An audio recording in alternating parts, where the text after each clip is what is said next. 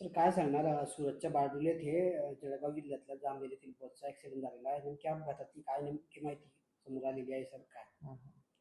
आपल्या इथून जामनेर येथून सुरत येथे जाणाऱ्या बसचा अपघात बारडोलीच्या जवळ झालेला आहे. ती बस सकाळी 7:30 वाजताच्या सुमारास आपल्या इथून निघाली होती आणि 3:30 वाजताच्या सुमारास तिथे अपघात झालेला आहे.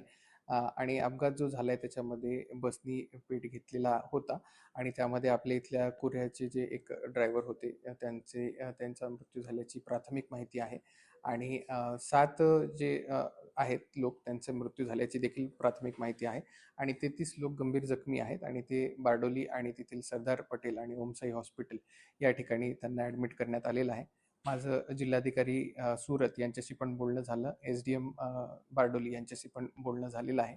आणि आपली टीम जी आहे बस म्हणजे जे आपले रिजनल मॅनेजर आहेत ते तिथे पोहोचलेले आहेत आणि आपली टीम देखील त्यांच्या संपर्कामध्ये आहे. जे लोकांना परत आणण्याची आवश्यकता आहे त्यांच्यासाठी तात्काळ ट्रान्सपोर्टची व्यवस्था करण्यात येईल. आणि जे लोक तिथे ॲडमिट आहेत त्यांना त्यांच्यासाठी तिथे पूर्ण बाकी पण ट्रीटमेंटची आणि त्यांच्या खाण्याची राहण्याची व्यवस्था पूर्ण करण्यात येईल. आणि त्याच्यानंतर ते बरे झाल्याच्या नंतर त्यांनाही परत आणण्याची व्यवस्था करण्यात येत आहे. जे 7 डेड बॉडीज आहेत त्यांचं आयडेंटिफिकेशन करणं सध्या थोडंसं अवघड जात आहे, कारण त्याच्यामध्ये बर्न्ड जे आहे त्यांचं म्हणजे जळण्याचं प्रमाण मोठ्या प्रमाणावरती असल्यामुळे आयडेंटिफिकेशनला अडचण जात आहे.